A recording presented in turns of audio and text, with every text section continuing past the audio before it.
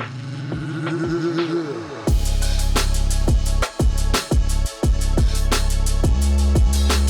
right, welcome back to another episode of the Pumped On Property Show, everybody. Thank you so much for tuning in today. We've got Kristal, my sister, on board, and we're going to talk through our property investment strategies. Going to explain where they sort of started from, where they are today, and what our expectations are for the future, and what will probably change in the future as well. But far out, it's been a hell of a ride, hasn't it, Chris? It sure has. You know, I think you moved up to Queensland or Goldie. When was it? 7 years ago. I moved up to the Goldie about 7.5 years ago. I only lasted there 3 or 4 months before Don't blame moving you. to the Sunshine Coast. But that was almost exactly 7 years ago. It was around July or August, 2015.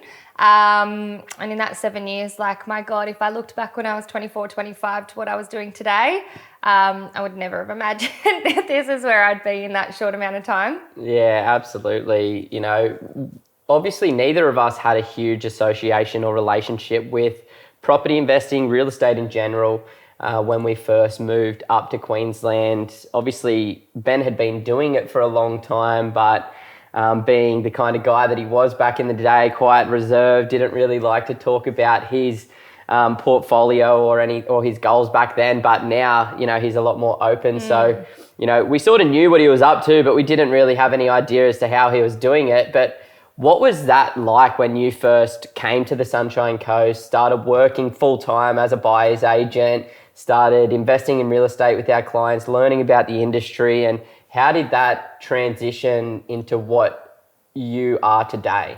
For sure. So when Ben first approached me and asked me to work for Pumped On Property, one, I was like, what is a buyer's agent? I didn't even really know what they did. And two, I was really scared. But he had faith in me, saw a lot in me, or saw something that I couldn't see in myself, I guess. And that gave me the confidence to at least try. It was just the two of us for a while until kind of you came on board, and we had my mum working for us in the early days as well. But I think talking to clients and being around so many people who were doing these things themselves, and we've got a mix of clients, we've got really high income earners that were coming across the books, and I'm like, I really want to be like that. Like, that's where I want to get to. And then we just had normal young couples that were coming in. I was speaking to these 25, 26-year-olds who were doing it on their own, that were really inspiring. And I think when you're in that little echo chamber of what you're surrounded by. And when I started realizing that other people are doing it, and it's not so hard when you're stepping it out for other people, you realize, hang on a minute, I can do this myself as well. Yeah. And that leads me into, I met Matt maybe 4 or 5 months after I moved to the Sunshine Coast. He was a builder.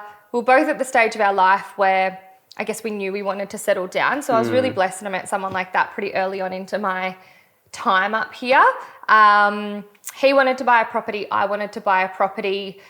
We'd both been saving in our early 20s to kind of get to that point. So I guess working with Pumped On Property gave me the tools to know what to look for in a property. Prior to that, I wouldn't have even known, or I wouldn't have even had the confidence to step forward into buying a property. Our strategy kind of worked with using Matt's deposit and first homeowners grant for the first property, which meant we didn't pay stamp duty on that one. That property was located here on the Sunshine Coast. It became our property, but initially it was sort of his, I guess, because it was the first property that he'd ever bought. But I helped him identify the right things to sort of look for. So we knew we wanted to maximize his skill set as a carpenter. So we found a renovated that had really good bones, double story or a high set Queenslander. The downstairs was legal height, which is quite uncommon. And we knew that if we found a property like that, we could double the size of the home through a pretty easy renovation for him. It was within about 1.5 km of the ocean. Up here, there's a couple of main roads that kind of separate if you're east of the motorway or west of the motorway, or east of David Low Way or west of it, kind of separates that value. So we got as close to the water as we could afford, being east of the Sunshine Motorway, but bought almost the worst possible property because we knew we could change it. And we knew jumping in the market at that time, whilst it was scary, was going to pay off for us in the long term. The next property we bought was one that was maybe about 18 months later. in Brisbane. So these were areas that we were buying in very, very consistently for clients that I became very familiar with and still are. So we've been buying in those suburbs now for 7 years, and after 2 years of doing it with Ben and for our clients, I realised I knew what I was looking for. If I could find a property that popped up or that an agent brought to us pre-market that seemed too good to be true, we'd kind of try and jump on it. So this second property we purchased using my deposit. It was in my name. The intention with that one was to find something that we felt was below market value. It was brought to us pre-market by a local agent on a really big 680 square metre block. In the suburbs we were buying in northeast of Brisbane. It was about a kilometre or two from the water at the time as well. And again, it was a renovator that was that legal height Queenslander. So we really knew what we wanted to target as a property type, where maybe it was only 3 bedroom, 1 bathroom with the downstairs area being unused, that we could maximise, convert, renovate, and either sell or refinance at the time. So they were our first 2 properties that we bought within 2 years of each other. And I think like just talking to that, like it's really cool to see, you know, what you and Matt have been able to do as a partnership, because you went out and studied the property market. You looked back at history. You understood how certain Australian property markets perform and when. You understood how to identify a good suburb to invest in, how to identify a good property to invest in. You have amazing negotiation skills to buy those properties at the best possible price with the best terms. But then you knew that obviously with Matt's skill set, you could manufacture some significant value from these investments. So your strategy was to identify sort of the worst house on the best street that you could add some value to. And because Matt has this unique skill set that not many people have, you've been able to make much higher percentages on your renovations than the average person, which has sort of dictated your strategy and enabled you to really manufacture short-term value to flip a few properties over a short period of time and speed up that accumulation phase and get you into this beautiful dream home. Yeah, for sure. Like, it's not for everyone. It was a lot of work, and we knew we... A lot of weekends. Yeah, a lot of weekends. So the first property we bought, we ended up renovating bit by bit while we lived in it. Sort of did the surface level stuff in the beginning. We painted the outside, painted the inside, built in the downstairs level, renovated the second bathroom. With the money that we'd made on that, from that renovation, we refinanced, spoke to our broker, and we're in a position to access some equity, use that as a deposit for property number 3. So this happened in maybe 2018. So when you consider I moved to the Sunshine Coast in 2015, by 2018, we had now bought 3 properties, renovated one of them to an extent.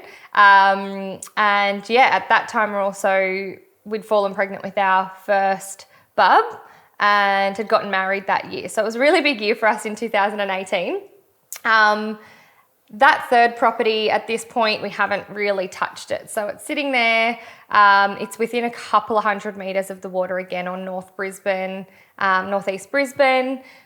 don't know, like I think at that point in time, we'd maxed our serviceability. So for us, it seems to be about 3 properties is what the bank will let us hold at this point in time, based on our income, dependents, that sort of thing. Yeah. So the only way that we felt we could get ahead or move into the next property or upgrade our principal place of residence, like we ended up doing, was by trying to sell something for a profit. So property number 2, we renovated, did like a backyard blitz style reno to it. So pretty quick kind of paint, landscaping, new stairs, new handles in the kitchen, pretty basic stuff. Ended up spending maybe $40,000, sold that. And at the same time, this property became available and we sold our principal place of residence in where we were living on the Sunshine Coast to upgrade to what we're living in now. So this was happening in 2020, basically. So through 2019, that's when we had our son, Asher. He came along and we kind of obviously chilled while I was off work, enjoyed that parenthood bubble in the first sort of 6 months. And then, yeah, we realised for a family, we didn't want to live where we were living and wanted to upgrade our home. Started looking around, found this, and yeah, had to take advantage of the market at the time. had to sell some properties to get into this, which was a risk we were willing to take because we knew probably those properties had done what they were going to do, at least for us. Matt had renovated them, we'd added what value we could, and it was a matter of they're either going to sit there and get some wear and tear now that we've done the renovation, or we can sell them while they look the best now. So that's what we decided to do. Bought this property, and over the last year and a half that we've lived here, we've renovated it, and then bought another investment property in Brisbane. So currently we're holding 2 investment properties in northeast Brisbane and this home, and that seems like a comfortable level for us. Like I'm sure if we wanted to refinance and go to the bank, we probably could.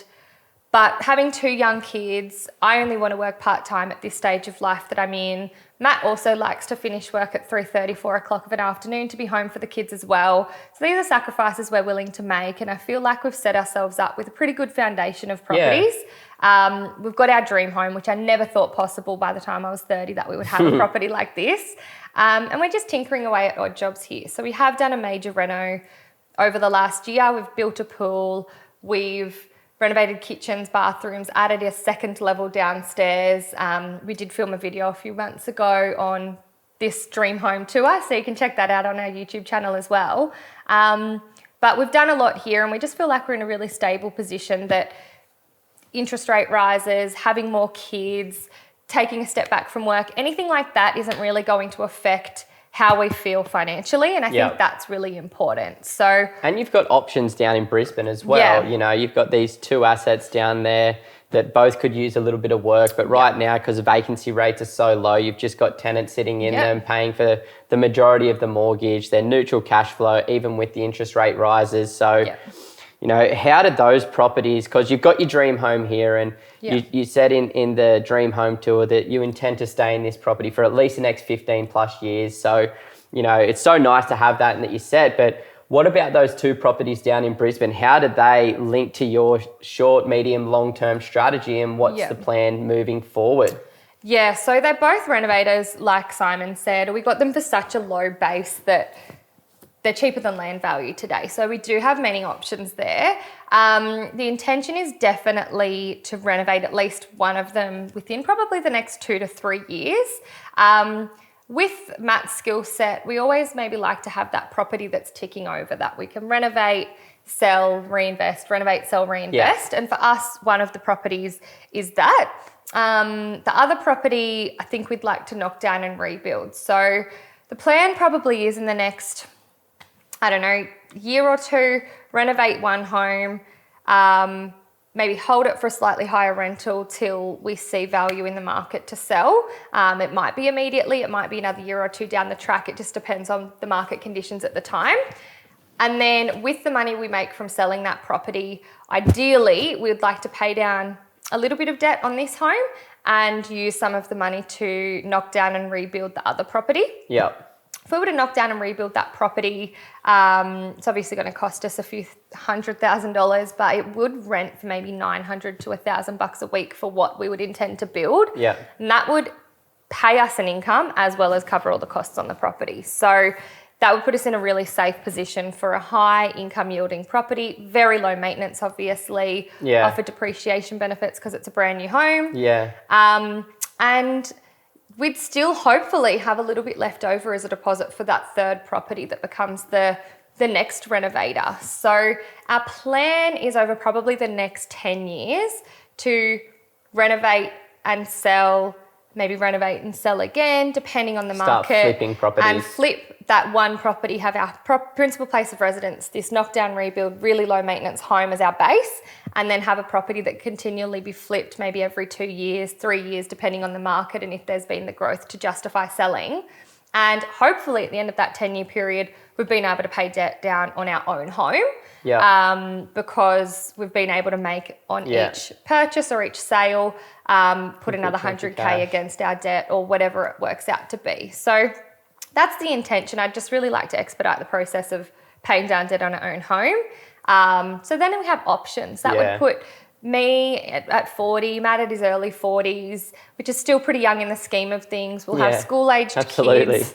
It'd just be nice to know that we could take school holidays off work. we could enjoy life with them while they're old enough to enjoy it, and still young enough to come on holidays with us and stuff like that. So I just don't want to wish all that time away, and be working until we're 60 if we can. So I want to get to a point where we've got a really high income yielding property, our own home that's hopefully paid off, and then, essentially flip properties. Like Matt loves the hands-on side of things. I love the project management side of things. I find, not to toot my own horn, but I find I'm pretty good at it, like managing people's time frames, locking people in, negotiating, being demanding when I need to, negotiating price on trades, all of those sorts of things, which is really important for the process. And I enjoy it as well. It's something that once our kids are in school and I've got some free time back on those school days, I think it would be really fun sort of side hustle on top of doing buyer's agency that, hopefully it'll be income yielding for us as well.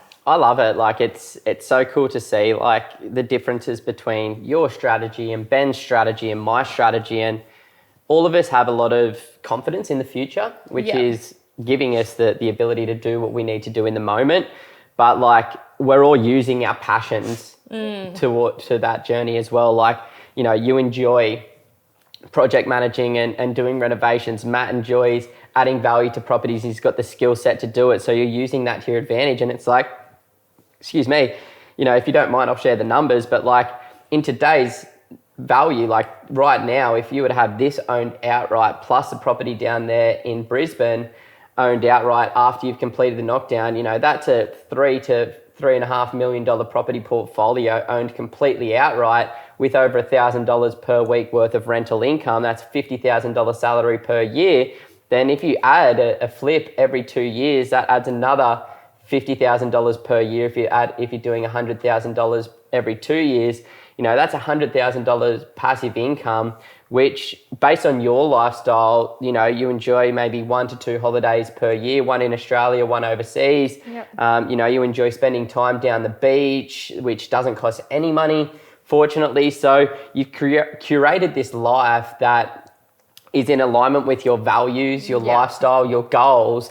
And you and Matt could just keep doing it and doing it and doing it and stressing yourselves out and chasing a goal that you may never even be happy with. But like, because you've spent that time introspectively thinking about the lifestyle that you want to be living and then slowly but surely executing that strategy, it's, you know, it's really nice to see. So it's been a crazy, interesting journey to see that unfold. And it's just like, we don't know exactly what's going to happen 10 years moving forward. It seems like a long time away from now. And like when you think about where we were when we first started 5 and 7 years ago versus where we are today, add another 10 years onto that. And it's just like, I don't know. So that's completely cool as well. But you need to continue working away at something as well. You know, my strategy is a lot different. Like my strategy is like, I want to get passive income ASAP, and I don't have the skill set that you and Matt do in being able to do these projects at much more affordable prices. So I've got to kind of do it the hard way,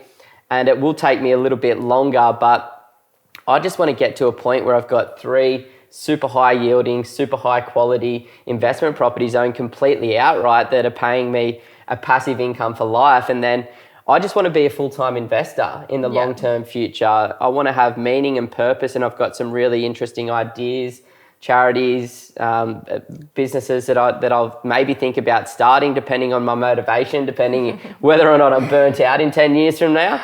Or you have a couple of kids to add into the mix by then, you might be. I hope so.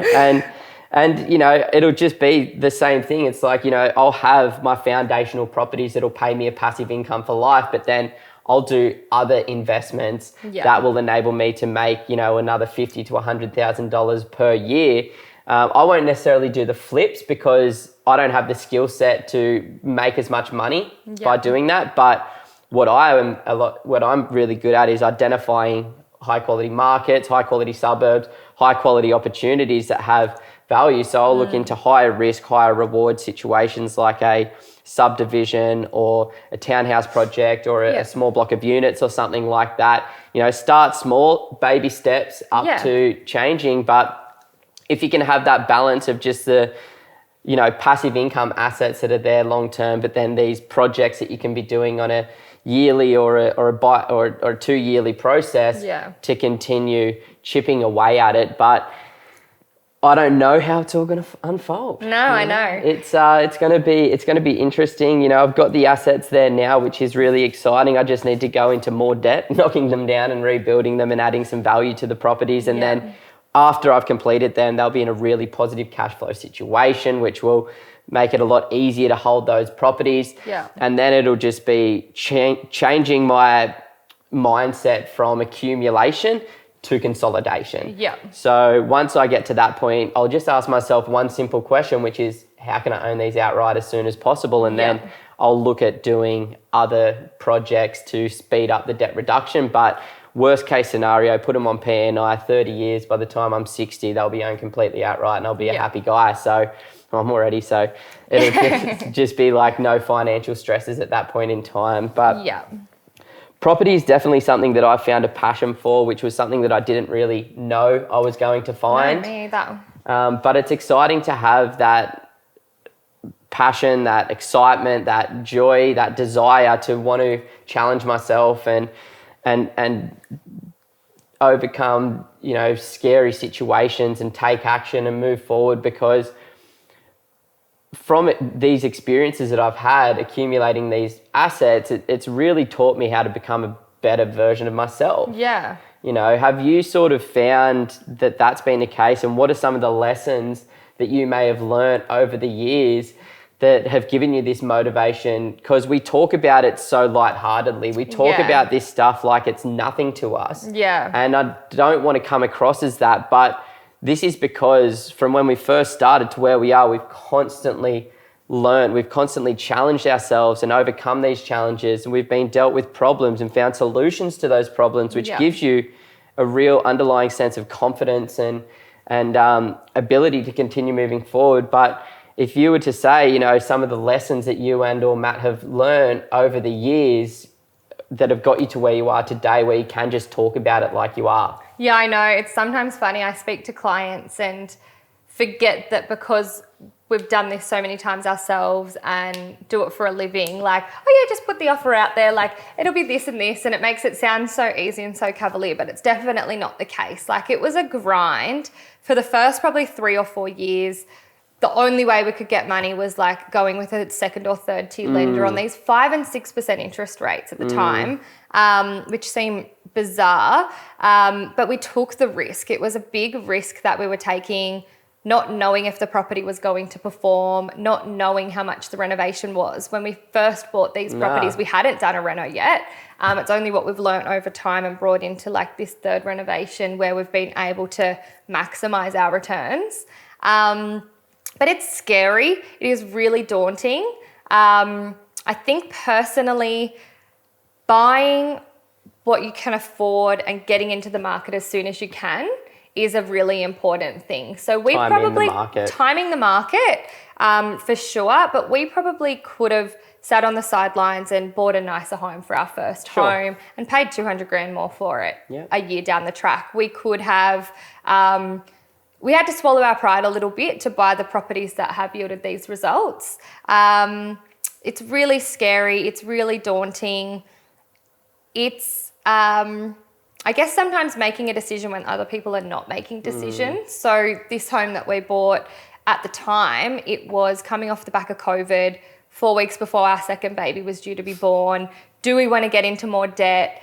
I'm not going to be working. Is this something that we really want to be faced with and a challenge we want to take on? But approaching it like a business is exactly what we did. We sat down, we did our budget spreadsheets, we figured out what our costs are in our life currently, what they're going to look like by upgrading our debt situation, how we can take costs out of other parts of our lives to then make it work, to feel more comfortable with that debt. It really has been like what am I trying to say? Like taking a whole approach to the overall outcome and not just going like, I like that property, I want to buy it, and being like, I like that property, does it make sense? Is it something we can see ourselves in long term? Is it something that we can see ourselves fixing up to the point we want to, what's the market doing, is there justification of us buying that property, and what is it going to be worth when we put this money into it. So knowing some of those tips and tricks that we've learnt as buyers agents, applying it to our own portfolio, and also, just taking the risk when possibly other people wouldn't have, which has put us in this position. And I think that first 3 to 4 years of a grind before we had kids has really paid off, because then it's taken the pressure off us now having kids and still being able to hold those properties. Because I know for sure there was no way we would have been able to borrow to buy those properties had we already had kids. So it's been good to get ourselves in that position in the early days.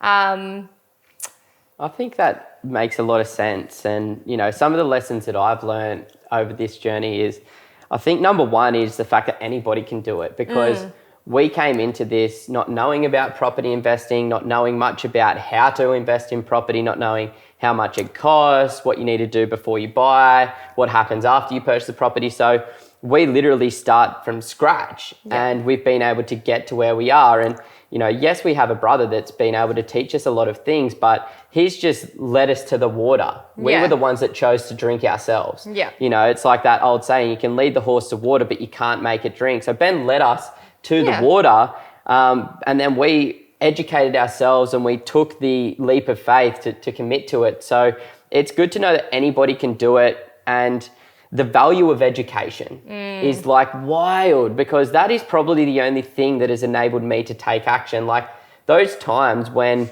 buying when everybody else is shitting themselves is fucking hard and scary. Yeah. But it's only because both of us have read the books, we've studied the history, we've listened to investors that have been around for a lot longer than us, and we've taken their advice. Like Warren Buffett says, the most successful investor of all time, be fearful when others are greedy and be greedy when others are fearful. Like, I don't need anything more than that to know when a good buying opportunity is. Yeah. And that is something that has really helped. The education, subscribing to the different platforms, reading the books, listening to the podcasts, and then using that. Like a lot of people get stuck in that information overload. Yeah. They get stuck in analyzing the market, and they hold themselves back from being able to take action. So you need to get yourself to a point where you've got a deep enough understanding that it gives you the confidence to take action, but then taking action is super important. Yeah. And then the last lesson that I feel as though has been quite profound is just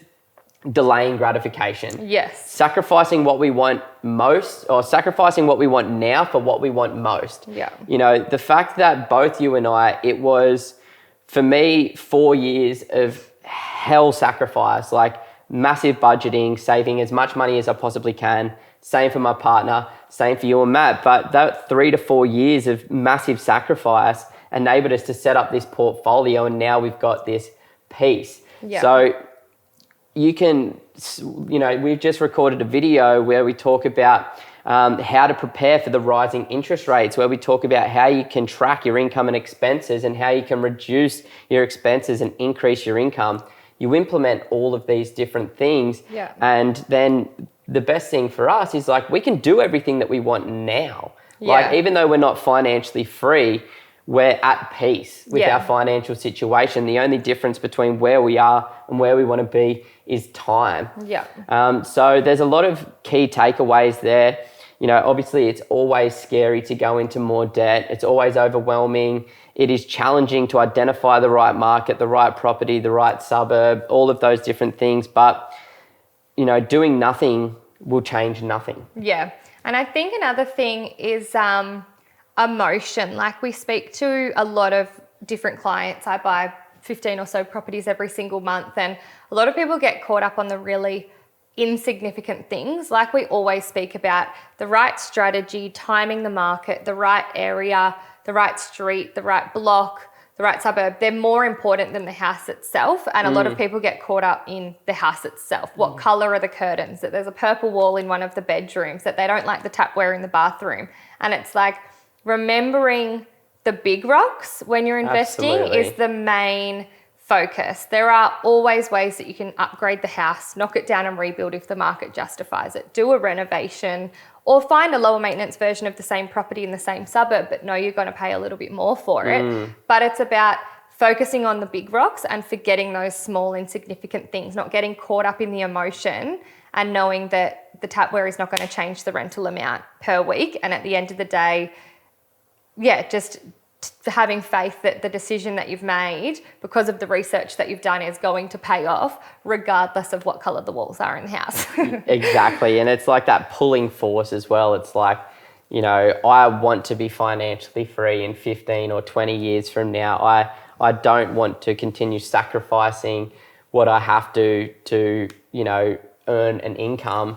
And that is a huge pulling force. And it's just like, you don't need to worry about short-term shit when you have this really big overarching why and bigger picture strategy and long-term goal that you're working towards, because, you know, nobody can predict short-term movements, but over the long term, you can clearly see in the big capital cities like Sydney, Melbourne, Brisbane, that most property prices double every 15 years. So if you can, you know, stick to it for the longer term and be in it, there is some amazing returns to be had.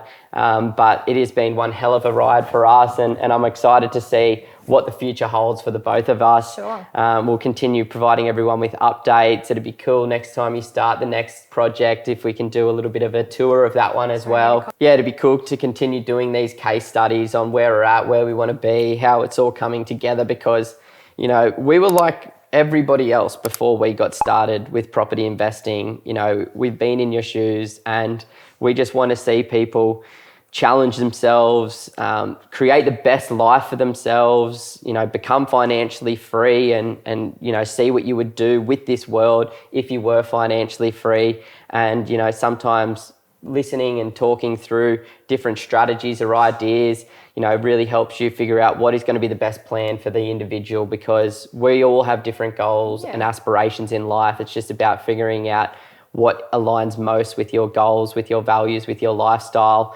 and then developing the best strategy around that, and then executing that strategy.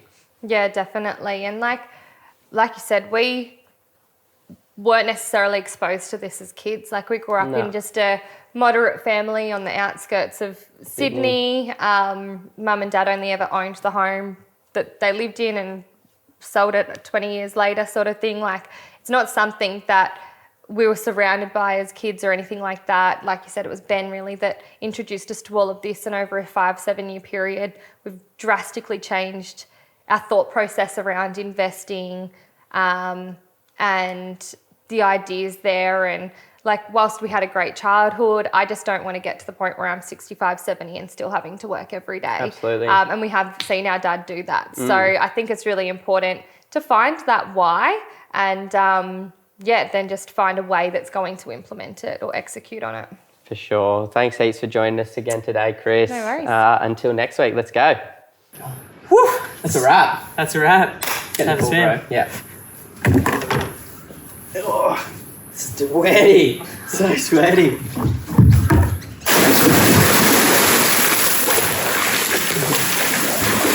Oh, that's good. That's very nice, eh? Oh.